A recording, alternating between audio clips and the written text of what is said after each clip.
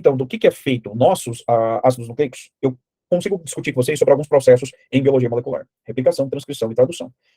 O DNA, volta só um pouquinho na tela anterior, tá aí, Patrícia. A gente vai conversar melhor a respeito disso aqui agora. O DNA, acabei de mostrar para vocês que ele é formado, então, por um nucleotídeo com essas bases nitrogenadas. A síntese, então, ela vai usar uma das fitas como molde. Assim sendo, isso aqui eu tenho adenina, quem vai ficar de cá? Qual é a base que entra ligando até essa adenina? Isso aqui é adenina, eu componho uma timina. Citosina, quem entra de cá? Guanina. Timina, adenina, guanina, citosina. E assim por diante, fazendo síntese, usando uma das fitas como molde na produção da fita complementar. O processo na qual a gente usa uma das fitas para fazer a produção da outra, a gente chama isso de quê? Replicação. E o modelo mais aceito para explicar como que essa duplicação acontece é o modelo chamado de semi-conservativo. Isso significa que a cada aplicação, uma das fitas vai ser usada, né, como molde na produção da outra, e essa molécula formada é uma molécula híbrida, porque tem uma fita antiga e uma fita nova a partir disso aqui. No início dos estudos, tinham-se 3 possíveis hipóteses de como que esse processo de replicação aconteceria. Que seria o semi-conservativo, que ó, a fita vermelha escura é uma fita antiga. A fita rosinha, ou vermelho claro aí, ela é uma fita nova. E a molécula formada é uma molécula híbrida. Veja que parte dela é antiga e a outra parte é o quê? Nova.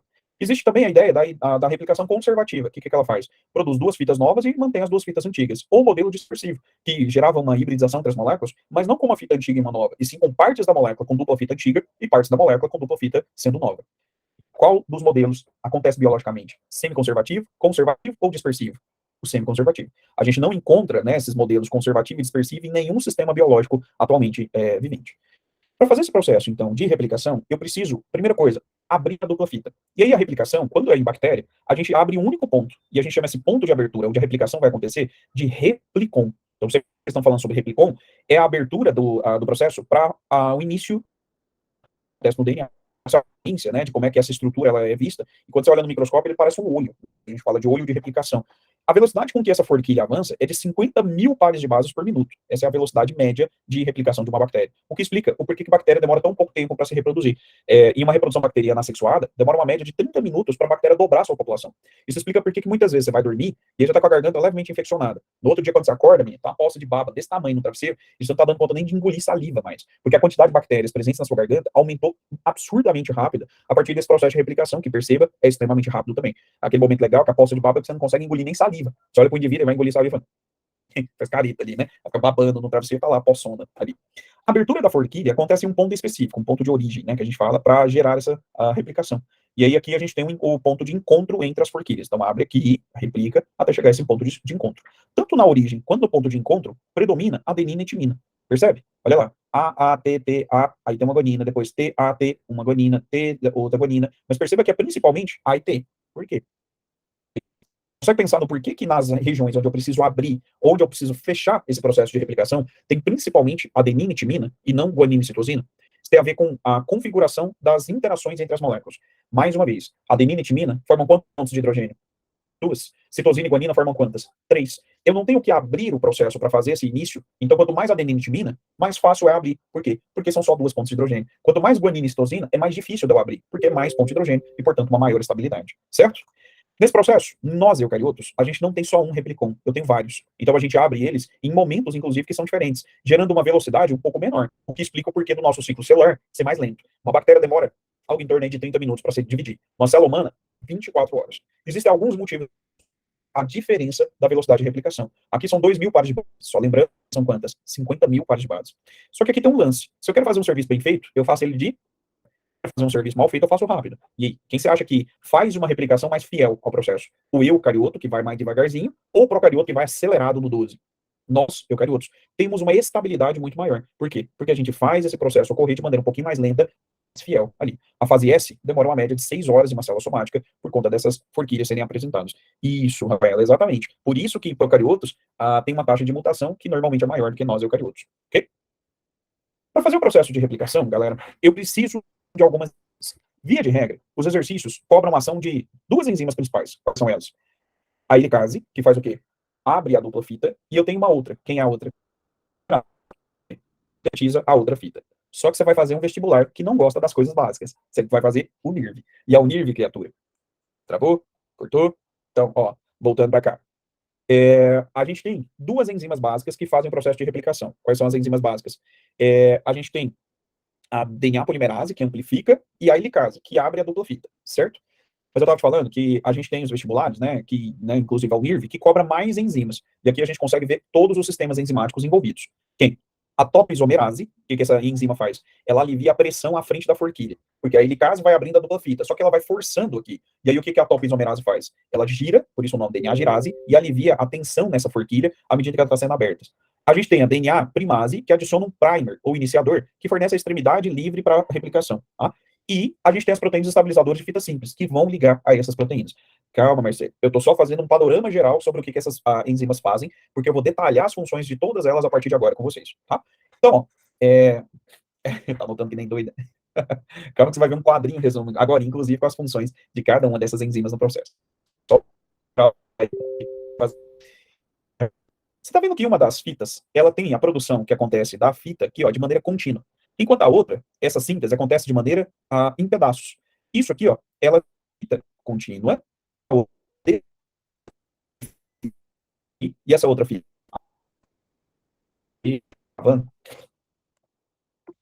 Peraí, galera.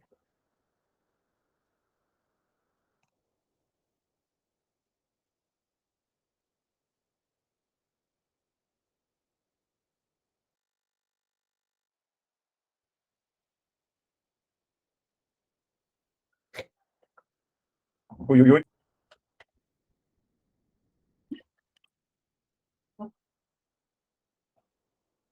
Também? Estabilizou?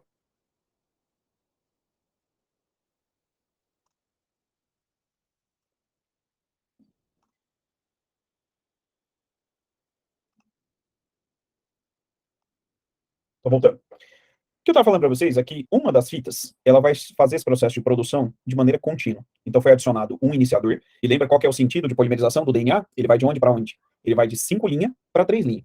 Então se a gente tem o 3 linha aqui em cima, para que lado que eu vou produzir essa fita? Para a esquerda. Só que perceba que aqui, ó, o 5 tá aqui.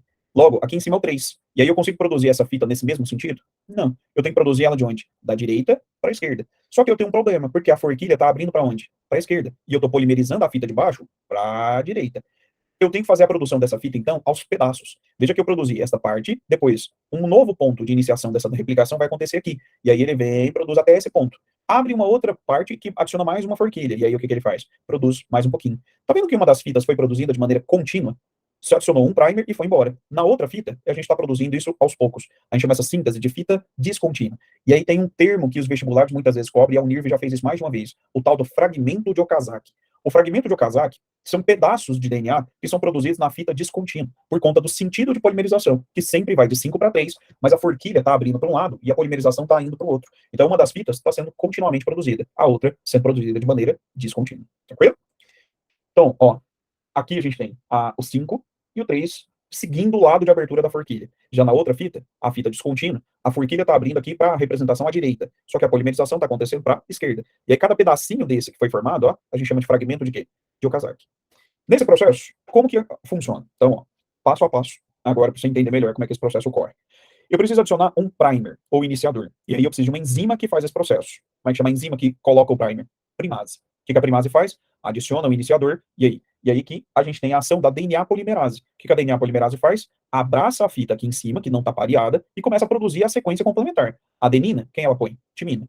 Depois, cetimina, adenina. Guanina, citosina, citosina, guanina. E assim vai produzindo até chegar nesse final. Só que veja que aqui acabou a molécula. E aí? E aí que tem como eu continuar produzindo para lá? Não. O que acontece? A forquilha abre e mais um primer é adicionado. Outro primer foi adicionado, o que ele vai fazer? Ele vai estender até chegar nesse ponto. Quando chega nesse ponto, a gente encontra aquela região que já tinha previamente sido amplificada.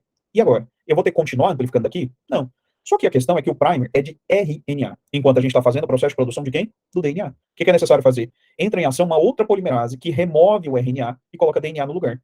Só que veja que agora eu tenho DNA aqui e DNA aqui, e eles não estão ligados. Eu preciso de uma enzima que faça a ligação do DNA. Como é que chama essa enzima? A DNA ligase. Então, ó, o fragmento de Okazaki ocorre na fita descontínua, a polimerase amplifica a maior parte desse DNA, depois remove o primer por ação de uma outra polimerase, e por fim, a DNA ligase cola as partezinhas. Eu precisei fazer essas mesmas coisas aqui? Não. Por quê? Porque foi adicionado um único primer e ele já foi embora. Porque à medida que a forquilha está abrindo para a direita, o 5' está de cá, o 3' está de cá. Eu sempre vou adicionando um primer, né, ou melhor, um nucleotídeo nessa extremidade. E aí eu consigo continuamente fazer a produção. Ok? Ficou claro aqui? Alguma dúvida nessa parte? O fragmento é permanente? Sara, como assim permanente? O fragmento Okazaki, você fala? O fragmento Okazaki, ele é uma estrutura que ela é produzida em pedacinhos e depois elas são ligados e aí ele se transforma na fita nova, entendeu? Então é porque o fragmento Okazaki ele é produzido aos pedaços na fita, que é a fita descontínua. Depois, esses fragmentos são unidos por meio da ação da DNA ligase e aí ele compõe uma estrutura que é integral, que é a nova fita de DNA daquela molécula, de DNA que está sendo replicada. Sacou? Então, aqui eu tenho uma fita contínua, aqui eu tenho a fita descontínua, e depois eu preciso refazer essas ligações. Tá? Nesse processo, aonde a gente tem aqui né, a remoção, depois eu tenho a DNA ligase, que vai ligar, e aí perceba que antes, onde eu tinha 2 fragmentos de Okazaki, eu posso produzir uma molécula única aqui, com as 2 fitas de DNA. Tá? Tem algum caso que ela trabalha na contínua? Quem você fala? O fragmento Okazaki, David? O fragmento Okazaki só é na fita descontínua, tá? Porque é pedacinhos de DNA que são produzidos aos poucos por conta da abertura da forquilha tá indo para um lado e a síntese está acontecendo do lado oposto. Na fita contínua, não existe fragmento Okazaki, ok? Nesse processo, então, a DNA ligase, ela vai ligar, fazer a ligação fosfodiéster e fechar aqueles pedacinhos, né, formando a fita ao final desse processo aqui. Então, ó, a síntese das duas partes, ela acontece ao mesmo tempo. É a mesma enzima, só que aí a gente forma tipo um grampo, que eu vou te mostrar uma animaçãozinha, para permitir esses dois processos ocorrerem ao mesmo tempo. Então, essa fita meio que espera, entre aspas, a outra, para a gente amplificar até esse ponto. Depois, adiciona um novo primer e continua, né, sintetizando os fragmentos ali dentro. Essas são as proteínas que estão presentes, tá? Isso aí é a formação das fitas de DNA só, tá, ô Isabelle? Isso é replicação. A de RNA a gente vai ver agora, que a gente chama de transcrição. Aí algumas enzimas são comuns. Por exemplo, a helicase abre a dupla fita de DNA para expor as bases nitrogenadas. Eu preciso fazer isso tanto para DNA quanto para quem também? Para RNA, tá? Então a helicase é uma enzima que atua fazendo os dois processos. Olha isso aqui. Essas são as enzimas que estão envolvidas com o processo em si. A gente tem a SSB, ou proteína estabilizadora de fita simples, tá? A gente tem a SSB, a sigla para Single Strand Binding Protein, né? Ou proteína de ligação de fita simples. Essa é uma enzima, que ela tem uma proteína, na verdade, que tem uma função de se ligar ao DNA e evitar que ela forme a conformação. Então, o que acontece? A helicase abre a dupla fita. Só que o DNA não é uma fita dupla, a tendência dele é fazer o quê de novo? Enrolar. Para não enrolar, eu preciso das proteínas estabilizadoras ligando até aquela parte para manter elas abertas. E aí a gente tem a helicase abre a dupla fita, a SSB se liga até ela e estabiliza. Depois eu tenho a primase. O que a primase faz? Ela adiciona o iniciador para a replicação conseguir acontecer, fornecendo a extremidade 3' para o processo de amplificação. A DNA polimerase 3 é a principal polimerase que a gente tem. Ela vai produzir a fita nova. A polimerase 1, o que ela faz? Tira o primer. E o primer é de RNA. Aí ele remove esse RNA. Para a ação de quem? Da DNA ligase, que vai fechar os pedacinhos que foram produzidos pela união dos fragmentos de Okazaki. E por fim, à medida que eu vou abrindo a dupla fita, eu vou causando uma tensão na ponta. Imagina que você está com um negócio todo retorcido. Eu puxo, você concorda que as pontas vão ficar tensionadas? O que eu tenho que fazer? Girar essa molécula para aliviar essa tensão e evitar a quebra da molécula de DNA. E aí eu tenho a topoisomerase, o DNA girase, que vai lá na frente aliviando a tensão nas pontas. Tá? Como é o nome da que produz fragmento de Okazaki? DNA polimerase 3, tá? A polimerase 3 gera o fragmento. Depois a polimerase 1, ela vai lá e remove o RNA, que estava no primer, para que a DNA ligase feche os pedacinhos e une os fragmentos de Okazaki. A ligação que a ligase faz é fosfodiéster. Perfeito, sabe? É isso aí. A DNA ligase, ela faz a ligação fosfodiéster. Fala, Marcelo.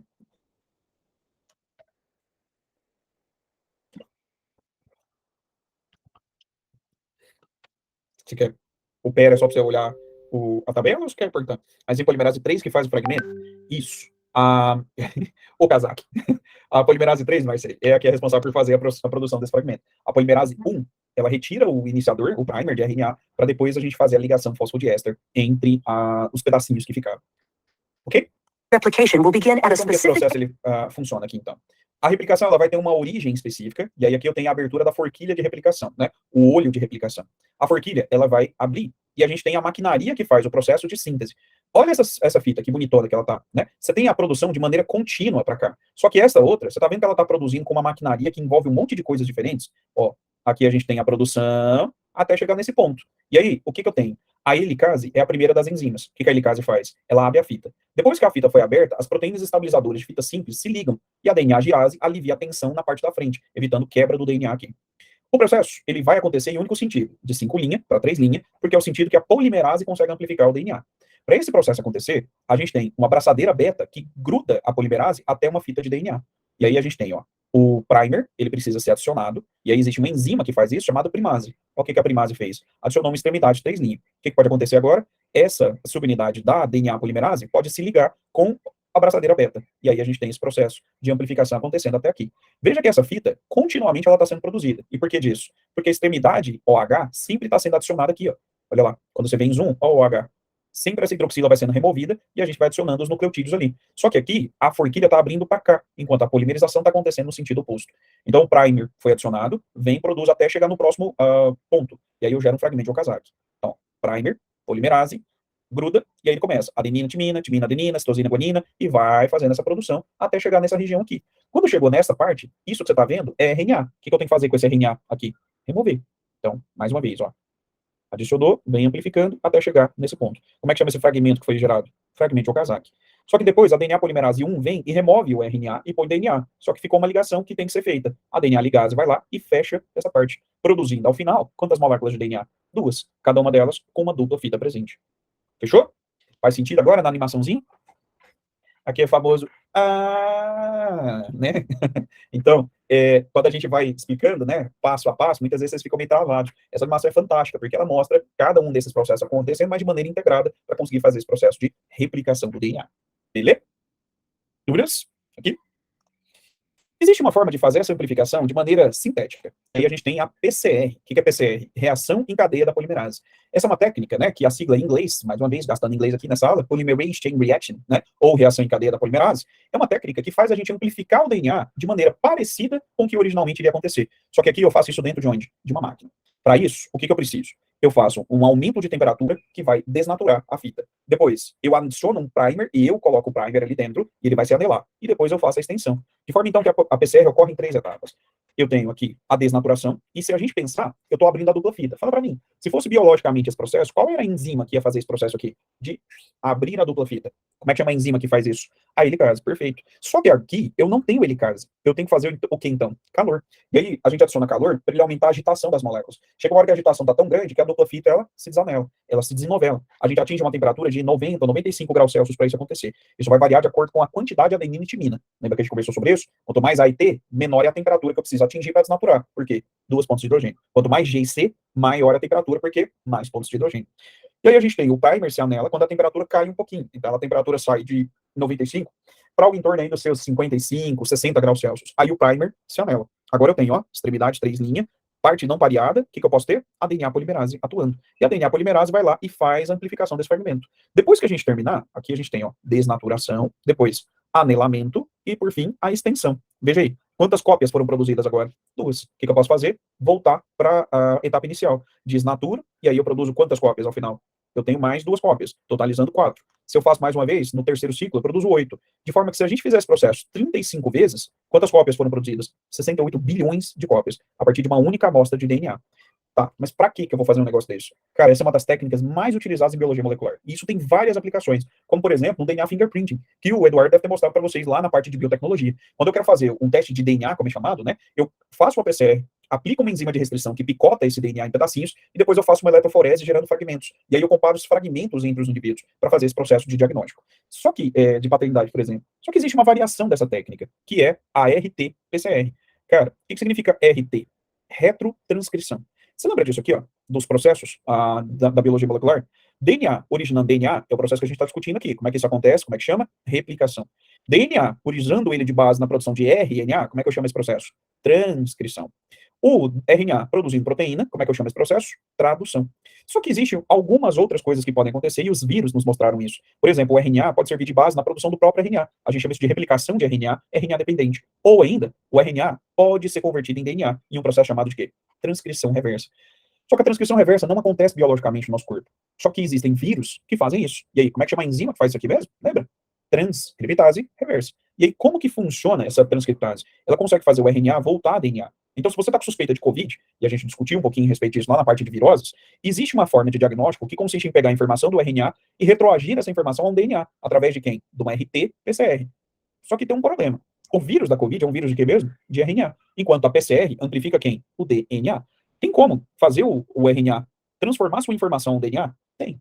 usa quem? A transcrição reversa. E aí o RT é de retrotranscrição. Então, inicialmente, faz uma transcrição reversa para ter a presença de um DNA complementar. E depois esse DNA complementar é amplificado. E aí você faz o resultado sair assim, detectado. O que isso significa? Tinha RNA de vírus da Covid na amostra que foi retirado. Não detectado. O que isso significa? Não existe esse RNA. E aí, você não está com Covid. Deu um resultado positivo, você está com Covid.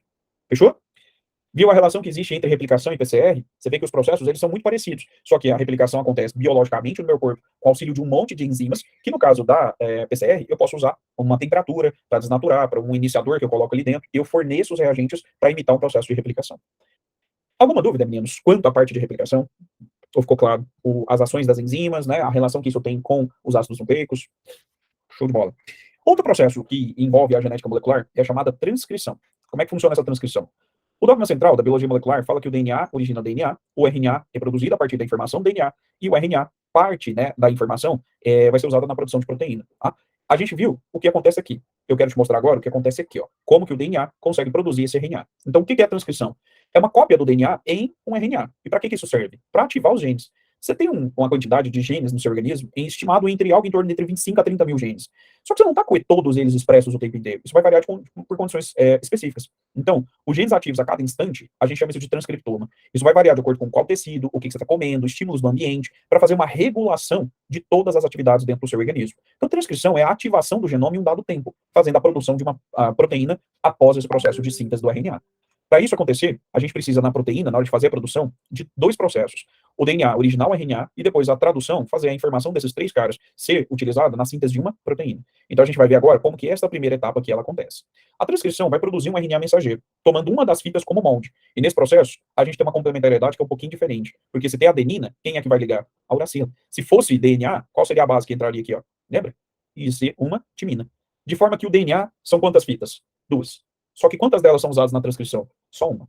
A gente tem a fita que é usada para a produção, é chamada de fita molde. Se esta fita for usada de molde, eu vou produzir um RNA que tem qual sequência? Isso aqui é adenina no DNA, quem vai entrar de cá no RNA? Uracila. Citosina, guanina, timina, adenina, guanina, citosina, e assim por diante. De forma que, ao final do processo, galera, a gente tem a produção de quem? De um RNA. Tá? E esse RNA, por sua vez, vai ser usado na hora de fazer a produção de uma proteína. Então, a gente tem uma das fitas de DNA ser usada como base na produção aí desse RNA. Teve uma famosa que mudou radicalmente os hábitos. Rafael, mais ou menos, né? Eu gostei da famosa, sem citar o nome dela, Mayra Card, né? Deixa eu citar. A Mayra Card, ela falou sobre a tal da modulação epigenética. E aí, a modulação epigenética é uma área da biologia molecular, é uma das áreas que mais cresce na biologia molecular. E, tá tentando ser discreto, desculpa. E aí, galera, esse processo dessa tal modulação epigenética, a epigenética ela mostra que a gente pode mudar a expressão de uma característica, de um gene, sem mudar necessariamente a sequência do DNA. Coisas que a gente faz no nosso dia a dia podem, de fato, aumentar ou diminuir a expressão de alguns genes e fazer com que a gente tenha, né, uma modificação que, inclusive, pode ser herdada. Só que o que ela fala lá, de tipo assim, né, ser algo que não vai diminuir, ela falou assim que anulava todos os danos genéticos e ia fazer com que a criança não desenvolvesse câncer, por exemplo, porque ela fez uma dieta que ela chamou de dieta de desintoxicação para modular a epigenética do corpo dela. Calma, não é bem assim. De fato, coisas que a gente faz no nosso dia a dia, ela pode aumentar ou diminuir o nível de expressão de algumas proteínas? Sim. Algumas dessas alterações podem passar para a próxima geração? Sim. Só que boa parte dos cânceres são hereditários, porque eles mudam a sequência do DNA. É mutação. E não uma questão que aconteça com, né, uma mudança epigenética, igual ela falou lá, né, ali. E outra, cara, em 6 meses, você não consegue anular todos os danos epigenéticos que uma vida inteira a base de, sei lá, né, nissim miojo e pipoquinha iê, né, causaram no seu material genético. Então, não, a coisa não funciona exatamente daquela forma lá, não, tá? Onde é que fica o RNA, galera?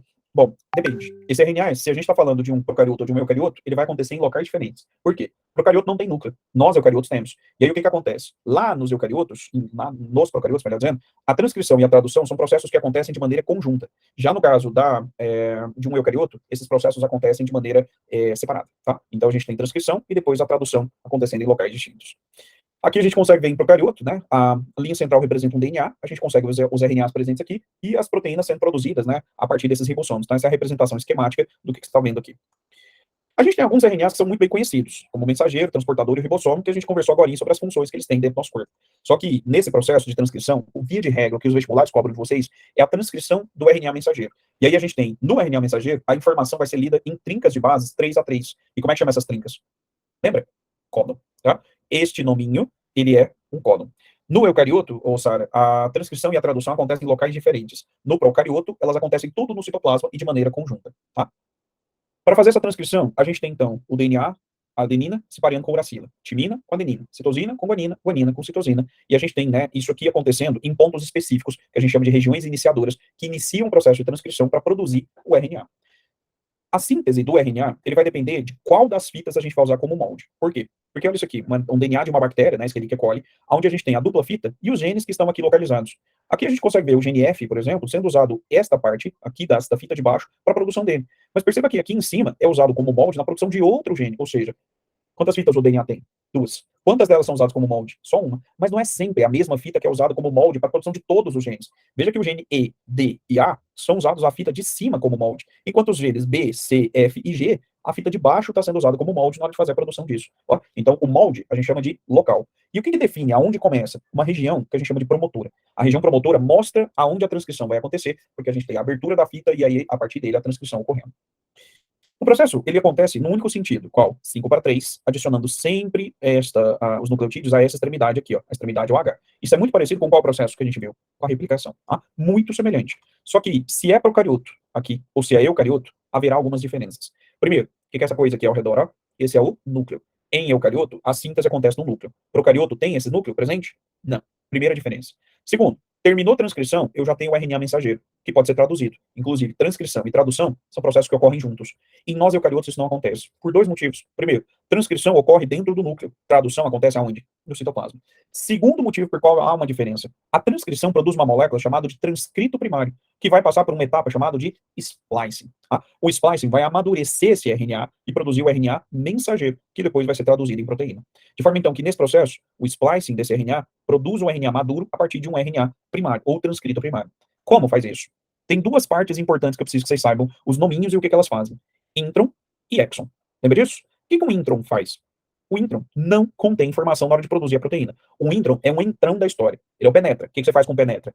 Tira ele da festa. O intron tem que ser removido nesse processo. O exon é quem tem a informação que de fato me interessa. Então veja que a gente tem a produção aqui de uma molécula maior. Por quê? Porque eu tenho exons e introns que foram produzidos. Só que durante o processo de splicing, o que eu tenho que fazer com esses introns? Remover. E aí sobra apenas o exon, que depois vai ser processado até gerar o RNA mensageiro na sua forma final, que tem essa capa 5' metilada e a cauda poli-A, que aumentam a estabilidade da molécula, para finalmente ela ser exportada e traduzida. O processo de splicing, então, consiste na remoção dos introns e união dos exons. Só que eu preciso necessariamente fazer essa remoção sempre do mesmo jeito. Então, aqui é um intron, tá? Ele está sendo removido, isso forma um laço. Esse laço vai ser ou degradado depois, ou ele vai ser usado na síntese de alguns RNAs não codificadores. A partir de uma mesma sequência de um transcrito primário, eu tenho o intron sendo removido. E aí veja que se eu tirar só o intron, eu produzo este RNA mensageiro, que tem esta sequência que você está vendo. Só que veja que aqui, além de remover os introns, o que foi removido também? Um exon. E aí eu produzi uma molécula de RNA diferente. O que é isso? Esse é o processamento alternativo, também chamado de quê? Splicing alternativo. Tá? Esse splicing alternativo, o que ele é responsável por fazer? Ele vai ser responsável por fazer o processo de alteração sobre a síntese, né, dos RNAs, que vão ser possivelmente produzidos a partir de um mesmo transcrito. E o que isso faz? Aumenta a quantidade de proteínas que aquele indivíduo ele pode produzir. Então, a relação de um gene, um RNA, uma proteína, pelo splice alternativo, ela é modificada. Na verdade, a gente tem um gene que produzem vários RNAs, que, por sua vez, produzem, cada um deles, uma proteína diferente. Tá? Bruna, eu tenho que dar uma olhada na bula certinho, né, para ver exatamente o que eles são responsáveis por fazer. Mas, via de regra, deixa eu te dar uma ideia a respeito do que os antibióticos eles conseguem fazer. Existem classes de antibióticos que têm ações. Primeiro deles, primeira classe de antibióticos, inibidores de síntese de parede celular. Ele bloqueia a produção da parede celular. Segundo, existem os medicamentos antibióticos que têm ação de degradação de parede celular. Ele atua sobre o peptídeo glicano, clivando o peptídeo glicano. Terceiro, existem os inibidores de agregação colonial. Existem alguns antibióticos que fazem com que as bactérias que precisam formar colônia, elas fiquem soltas. E existe ainda os medicamentos que agem inibindo a síntese proteica. E aí, eles atuam sobre o ribossomo, bloqueando a síntese proteica do ribossomo, que é específica para o ribossomo bacteriano, sem agir sobre os nossos ribossomos. E existe ainda os antibióticos que atuam sobre o processo de excreção de alguns componentes ou de importação de alguns componentes, bloqueando processos metabólicos importantes para as bactérias, tá? Só para citar 5 das classes que a gente tem. E aí tem que dar uma olhada a respeito desses que você citou, qual é a classe, para ver exatamente o que ele faz. Tranquilo?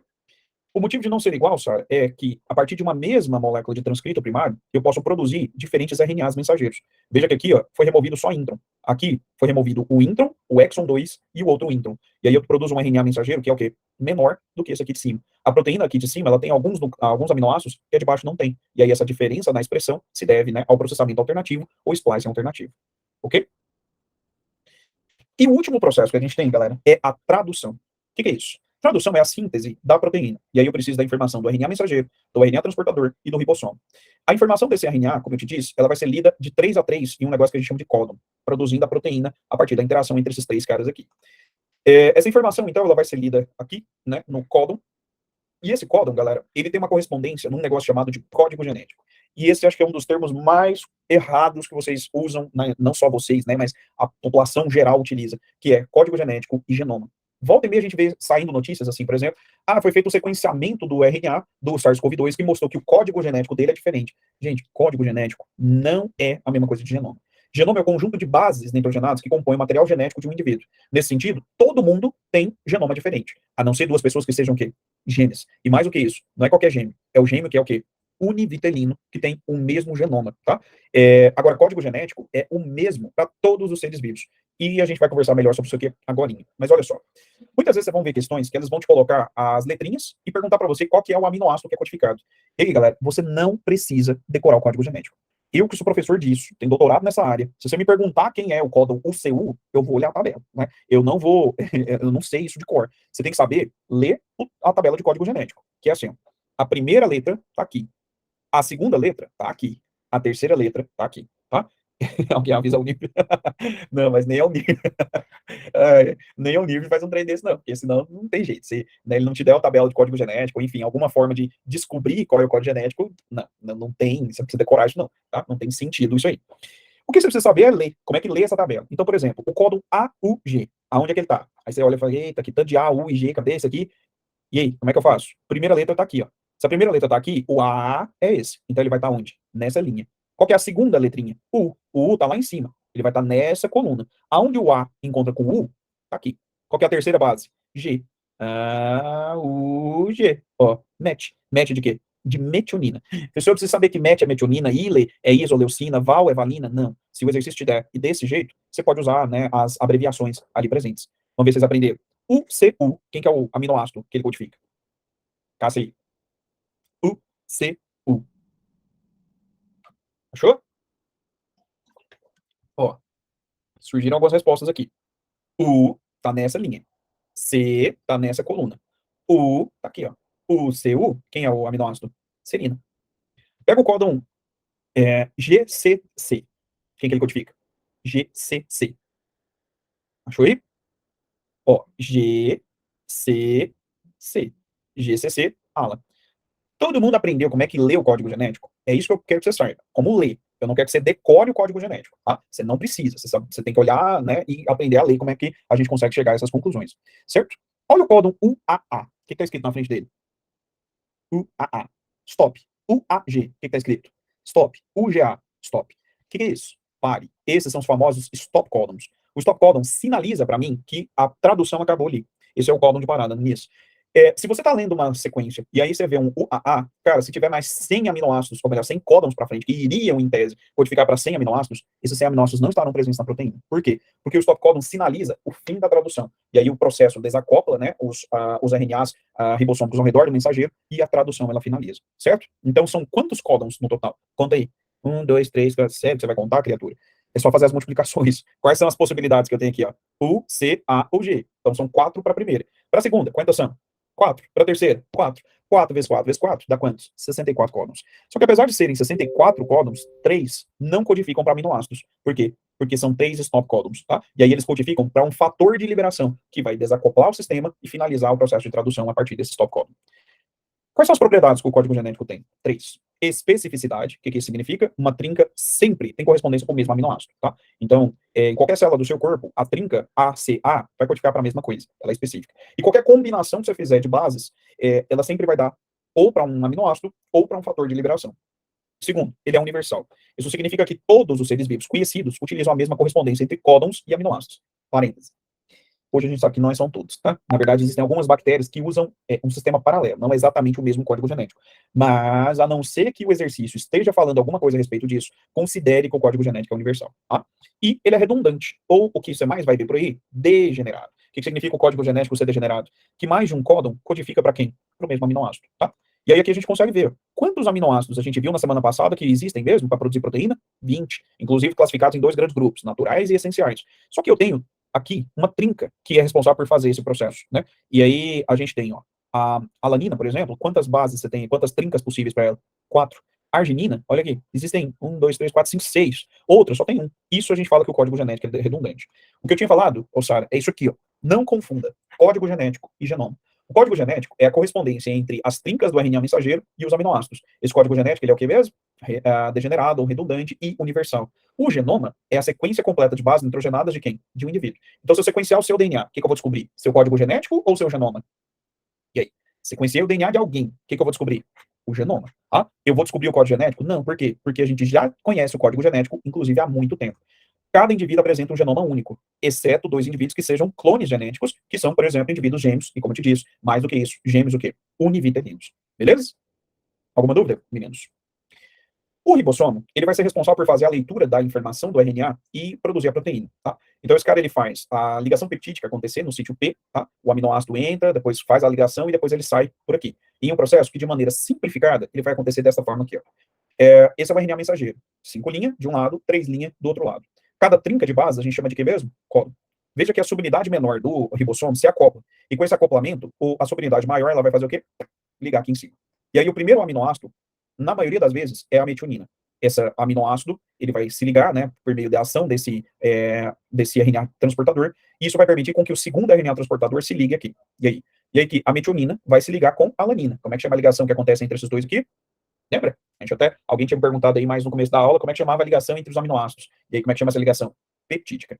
Essa metionina vai se ligar com a alanina. Depois que a ligação entre esses dois acontece, o que eu espero que o ribossomo faça? Ele já não lê o primeiro códon, então ele vai andar e ler a informação do próximo códon. E aí a gente tem isso aqui acontecendo, ó. Então, a metionina e a alanina se ligam, e aí o ribossomo que estava lendo o primeiro e o segundo códon, andou. E agora ele está lendo quem? O segundo e o terceiro. O que eu espero que aconteça agora? Essa alanina se desligue e ligue nessa cisteína e faça uma nova ligação peptídica. E aí o ribossomo faz o que de novo?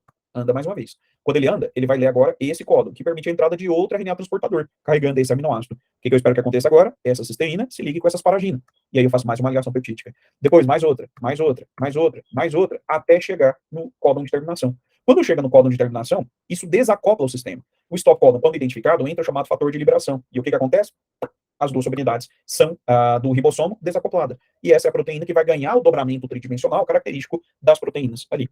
Se você troca um aminoácido neste carinha, esta mudança dos aminoácidos, ela pode mudar a forma e eventualmente a função. Por isso, uma mutação pode causar uma proteína diferente. ênfase na palavra, pode. Necessariamente, um aminoácido mudando, muda a proteína? Sim. Mas mudar a questão, né, a respeito aí do DNA, isso vai mudar o aminoácido? Não. Por quê? Código genético é degenerado ou redundante. De maneira, galera, que esse processo ele funciona assim, tá? Deixa eu te mostrar. Ele é legendado, deixa vocês assistirem aqui.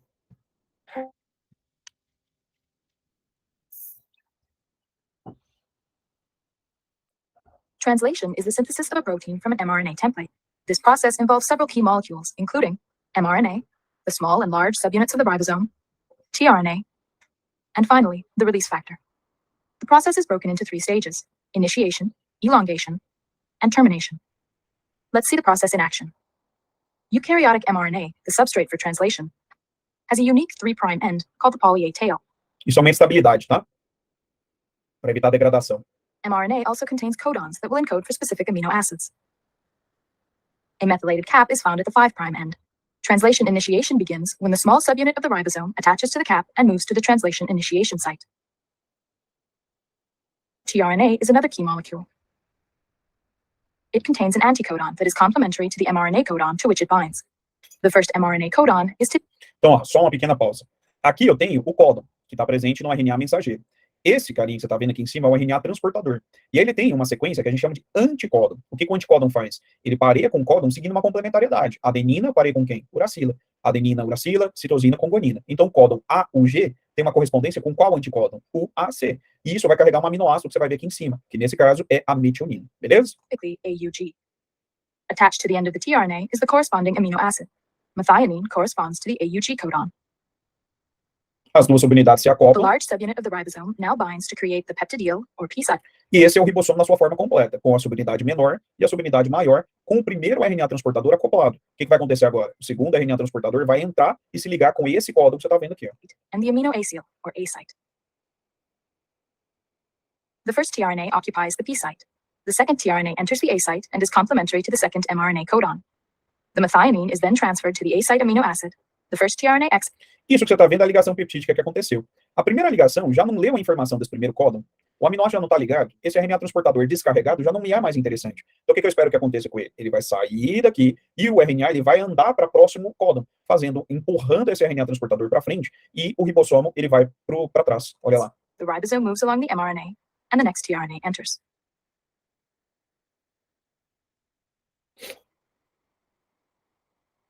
These are the basic steps of elongation. As elongation continues, the growing peptide is continually transferred to the A site tRNA, the ribosome moves along the mRNA, and new tRNAs enter. When a stop codon is encountered in the... Ó, esse é o stop codon. Quando o stop codon ele é encontrado, ao invés de entrar uma RNA transportadora, entrou essa coisinha aqui, ó, que é o fator de liberação. O fator de liberação ele causa uma instabilidade no complexo. E aí a subunidade menor, a subunidade maior e a proteína que está sendo produzida, todos eles vão, você vai ver aqui, se desacoplarem. Olha só. A site, a release factor, enters the A site and translation is terminated. When termination is reached, the ribosome dissociates and the newly formed... E aí aqui a gente tem a proteína que está pronta, e aqui eu tenho o RNA mensageiro que foi traduzido. Logo na sequência, o que eu vou fazer com esse RNA? Degradar ele, né? E esta é a proteína que vai ter o papel, né, biológico dentro das nossas células. Beleza? Dúvidas, meninos? Fez mais sentido agora? Com as animaçõezinhas, né? Viu como é que o processo ele acontece, né? É aquele famoso de novo. Ah, agora faz sentido, né? Bom, meninos, então é isso, né? Eu fechei todo o conteúdo que a gente tinha para trabalhar, né? Aqui, então. Não, é complexo, Marcelo. E calma que na faculdade você ainda vai ver mais coisas aí, né? Tem mais alguns processos além desses aqui. A gente se vê na semana que vem com maratoninha, né? Então a gente entra aí com a maratona de resolução de exercícios especificamente para o NIRV, tá? Beijo pra vocês, boa semana. A gente se vê na semana que vem, galera.